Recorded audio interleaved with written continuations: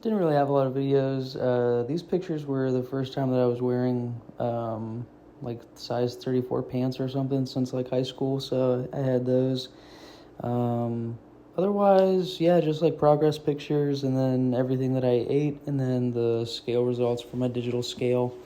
Some of them are zoomed in or cropped weird just because it just looked like shit. Like, I swear I fixed the issue after January, but I guess not. So hopefully it's not an issue anymore. Like, whatever.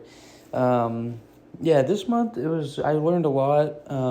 Protein powder is not very satiating, so no need to do like double scoops or anything. You can only process so much in an hour, anyways. I had a lot of good like mental notes and kind of things to read anytime I didn't feel like doing it. Um, I think this month was a little bit harder than January just because it was kind of keeping the momentum going. But there was a lot of good stuff that came out of it. Very consistent, steady, predictable, and consistent weight loss with stuff that worked. I had like, I don't even know how many cheat days. Um, but yeah, pretty basic. I think I just did like oatmeal and protein powder, mangoes, chicken. Didn't really do salads anymore. I kind of got away from that. I don't think I'm doing yogurt this month, but I ended up doing that later. Um, Tofu, fruit, vegetables, chicken, just kind of basic stuff that, you know, doesn't really get old, that I could kind of easily predict. You can see a lot of notes for this month. Um, yeah, it was tough, man. Like you wake up and it's dark, you come home and it's dark from class or whatever, so that part sucks. In general, I think January, February kind of sucks with that kind of stuff anyways, so trying to stay motivated and doing those workouts was pretty challenging, but a lot of good stuff came from it. I was kind of keeping track of stuff continuously for February, and I think that helped a lot. So instead of saying like breaking everything by, just a single day, I would say like like that example right there. Cool. So now I'm at 6,371 deficit total out of, hey, if you did 1,000 every day for 28 days, that'd be 28,000. And sometimes that actually helped a lot just because it shows that every day matters, even if it's just meeting what you burned that day. Hey, you don't have to take away from the progress that you earned the past couple days, so I really liked doing that. Some other metrics is just percentages of like how close you are to your goal, how much of the month is left. Anything like that where you can kind of tie days together helps a lot. It just shows that, not to repeat myself, but that every day matters. It's all connected, and showing up every day is what matters. It doesn't matter if you have a couple really good days, if you go crazy the next couple, so it's all about consistent, sustainable, predictable, dependable, convenient, easy, simple stuff that works for you. I don't know what it's going to be for you, for me. And then you can see I started getting yogurt like halfway through the month at the tail end. That helps a lot. For me, yeah, just basic recipes and, simple stuff that satisfies certain cravings that you don't get throughout the day with your chicken, vegetables, and fruit, or yogurt. Just keeping a balance of everything. Pretty consistently like 1,000 calorie deficit throughout the month. So it's pretty freaking crazy that I went from like just trying to do it for a week, and it was like every day was like, oh man, like try to do it for a week or try to do it for 10 days or whatever I did, to, oh, okay, I'm going to try to do this for like the whole month. Like now that I have something that works. So that is pretty crazy. I think it would go like 5 to 6 days, and then I would like meet what I burn or go over, just with the way that going out to restaurants works or other things that were going on that month. But you can see the total would always ground me. So like it's February 25th and I'm at almost 17,000 out of 28,000 calories burned. So quick math, 17,000, that's like almost 5 pounds, like 4 or 5 pounds of fat lost. So little techniques and tips like that and tricks help keep you motivated and cage it onto what's going on every day, how it compares to the whole month, and it just is easier to break stuff up like that sometimes. So yeah, I found that useful. This is the weight. I don't know why there's that giant fucking spike. Honestly, I recommend if you get some crazy number just because of like the time that you ate the day before, depending on how your scale does averages or whatever, you might want to consider just manually entering what you think it should be, or just skipping that day, or just leave it in and just don't pay it too much mind. Like, don't let it derail you or go crazy. So you know yourself more than anybody how you're going to react to that. But yeah, pretty steady, pretty consistent, considering in general it's not really the best month weather-wise or daylight-wise. And I've got those tips. So we'll see in a couple videos how it affected March or whatever. There's not really any car videos or any other videos. It's just these pictures, what I ate, and then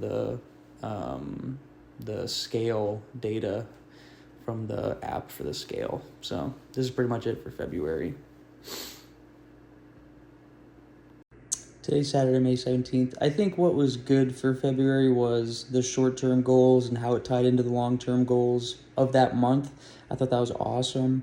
And I did a good job of like keeping track of how I felt and things that were working and things that weren't, and keeping track of the days even when I was kind of going off the rails, like going out to eat at restaurants or celebrations, or going over what I burned that day. Still tracking it. That's a win in and of itself, even though it feels kind of like a loss. So I'm very proud of myself for doing that, and doing the workouts. I don't know if I guess I've been running, so doing the workouts and the runs. I don't think I was doing 2 workouts a day, but I think I was working out and running. I think that's awesome. That's great. The short-term and long-term goals, how they connect, kind of gamifying it so that you always have something to track, something to kind of keep you thinking about it in terms of big picture, and then how you're going to get there with little steps. That's awesome. Gamifying it a little bit. What the fuck was I going to say? Oh, I think what went poorly, though, was, it's very basic, and like eating, you can see that I'm not tying in enough things into one meal. It's like just chicken and like barbecue sauce or something. And then later in the month, like, chicken, barbecue sauce, and then also a yogurt or 2. It, like, do it as long as you can do it, but it's really not sustainable. And what you really want is like chill on the protein per hour, because you can only process so much anyways. Chill on how much protein you need in a day after you've done like a month or 2 of this. Like, you don't need a ton of protein throughout the day. Like, you'll keep your muscle, you're fine. So I think February could have gone a lot better if it was more so like balanced and like integrating more things into each meal, and maybe having like 4 small meals throughout the day instead of like one very light meal in the morning. I think I was usually doing just like protein shake with like oatmeal packet, and it's like, that's good, but it kind of just started a fire that was just put me a little bit on edge. Like kind of wish I would have just eaten a full meal or just not eaten, because sometimes when you don't eat breakfast, you actually get like this natural energy and feel really good. But I think February could have been better if I did some form of like carbs, fruits and veggies, lean meat, and yogurt, like just a better variety per meal, and maybe having smaller meals. It was very like down to the calorie, like what I was eating and when and how much it was over or under. Like, that was all great, but just,